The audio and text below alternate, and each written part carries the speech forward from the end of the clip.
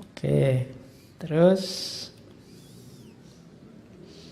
ini kalau ini main cerdik-cerdikan. Jadi satu ketika Akbar ini ingin nguji anak buahnya. Dia ngasih satu kantong yang isinya 300 koin emas. Katanya Akbar, siapa yang bisa membelanjakan 300 koin ini, yang sepertiga dibelanjakan dan langsung dapat balasan 300 koin juga, bahkan lebih. Sepertiga yang kedua dibelanjakan tapi balasannya nanti di akhirat. Sepertiga yang terakhir dibelanjakan tapi balasannya tidak jelas. Di dunia apa di akhirat, dua-duanya tidak kelihatan. Itu kan kalimatnya bulat, mikirnya lama. Tidak ada yang bisa. Akhirnya Birbal, oke saya sanggup. Jadi yang pertama dibelanjakan, terus ada hasilnya. Bahkan hasilnya lebih dari yang dibelanjakan. Yang kedua dibelanjakan, ada hasilnya tapi hasilnya besok. Yang ketiga dibelanjakan tapi tidak jelas ini hasilnya sekarang apa nanti. Oleh Birbal, sepertiga yang pertama dipakai untuk jagong. Kalau di Indonesia jagong ya, mengunjungi pernikahan. Jadi ada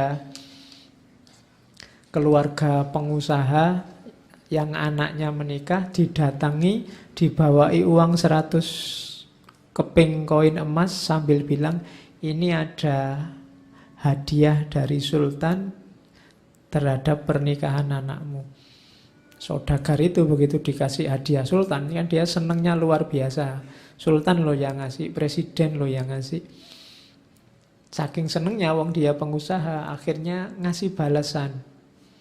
Wong dia saudagar, balasannya jauh lebih banyak daripada sumbangannya raja. Jadi yang pertama sukses.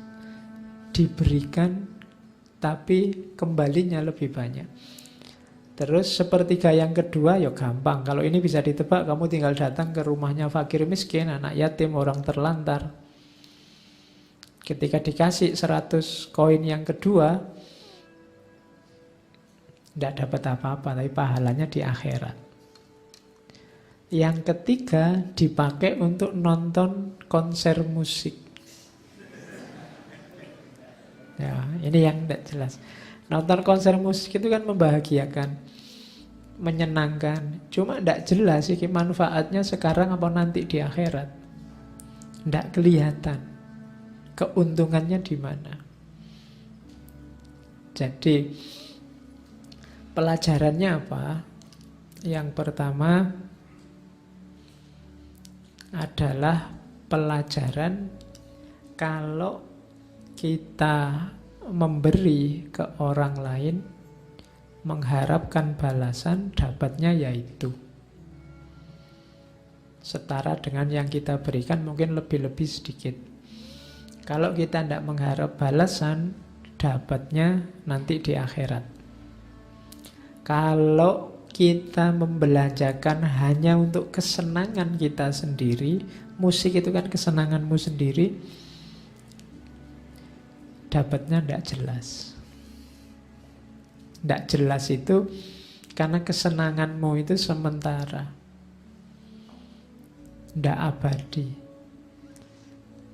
Oke. Yang paling bagus yang mana? Kenapa sih kok Akbar menyuruh membelanjakan dengan model itu? Sebenarnya tidak ada yang paling bagus. Tiga-tiganya bagus, cuma tidak boleh ada yang berlebih. Harus pas. 100 koin, 100 koin, 100 koin. Beri porsi untuk kamu nyari seneng, beri porsi untuk akhirat, beri porsi untuk kebutuhan duniamu. Tiga-tiganya harus imbang. Jadi pelajarannya di situ. Tidak usah gaya, saya akhirat saja Pak. Tidak. Kalau akhirat saja, duniamu hancur. Kalau gitu dunia akhirat, iya, dunia akhirat benar, tapi ya seneng-seneng juga lah. Hidupmu jangan sumpek-sumpek. Tiap hari kamu mikir, dunia akhirat, dunia akhirat. Tidak seneng belas. Ada senengnya, nikmati juga hidupmu. Ya sekali-sekali nonton konser musik, sekali-sekali nonton film, sekali-sekali nongkrong, ngopi, main game, tidak masalah. Ya dunia, ya akhirat, ya senang-senang. Tiga-tiganya imbang. Allah menciptakanmu di dunia itu kan tidak untuk sumpek. Kalau kamu bahagia, Allah juga senang bahagia.